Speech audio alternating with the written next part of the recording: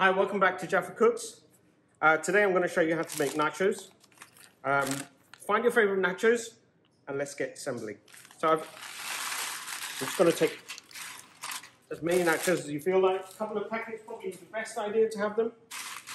Put them into a nice large tray, preferably the same size as your oven. So in this case, this is my base tray in my oven, so I'm using it for my top tray when I start melting my nachos down with some refried beans and some salsa sauce, and then I'll also put some cheese and jalapeños, and then we'll be ready to go. Now, in my family, I've got a couple of issues.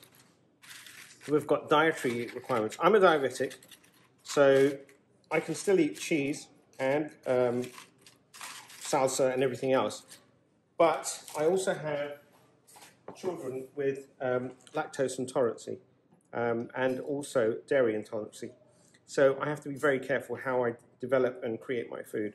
So the tray will be the same. We'll just use different products to make sure that the dairy entitlement doesn't cross over to the non-dairy entitlement. Okay, so I've got my nachos. I'm going to go and get some refried beans. Here's some refried beans. I've just heated them up. Now, refried beans you can find anywhere, really. You could really create your own, but it's easier, far easier if you just go to the shop and just buy a tin of refried beans. Now, you can buy refried beans that are vegetarian and light. Some of them may contain a dairy element to it, so do be careful if you're creating it based on some dairy or lactose intolerance. So I've kept nothing in here. It's very simple. It's only had olive oil put to it.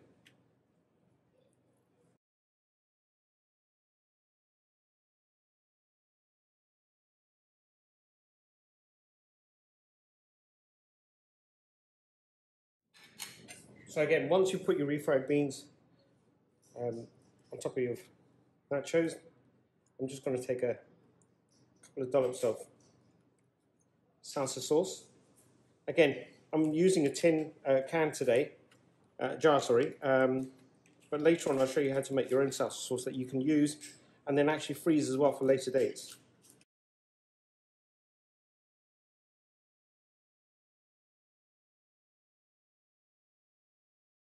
So that's the salsa sauce.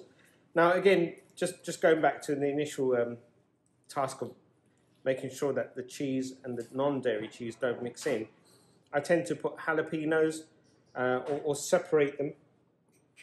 So I'll just put a few in the corner. So this will be something to do with just dairy. This will be dairy free, and this will be regular without any jalapeños. Okay. So these ones will have jalapeños. Well, actually, you could put jalapeños on the top so that they can be differentiated. But because I know where each one of them are, it shouldn't be that much of an issue for me. So regular cheese.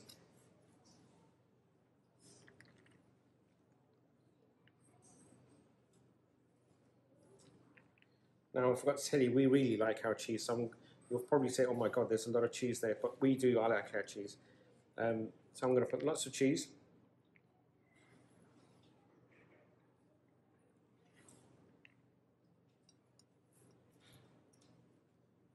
That should be enough. I'm sure the kids are going to tell me, Dad, is that it? Is that all the cheese you put on there today?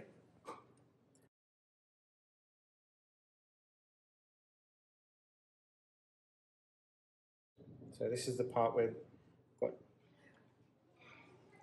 normal cheddar with no jalapeños. And let me quickly wash my hands.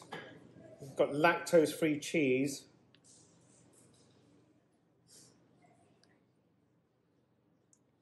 For my daughter who really can't have any dairy. Even though it is lactose-free, she'll take she has a magic pill that she can take just before she eats, which allows her to have a little bit of dairy. Okay, so we're done now. So all I have to do now is pop this into the oven. Okay, so we're ready to go into the oven. This is how our nachos look like. Yours may look slightly differently. All you have to do now is bake it in the oven for 180 degrees for about 10 minutes, just so that the cheese is melting and you're ready to go.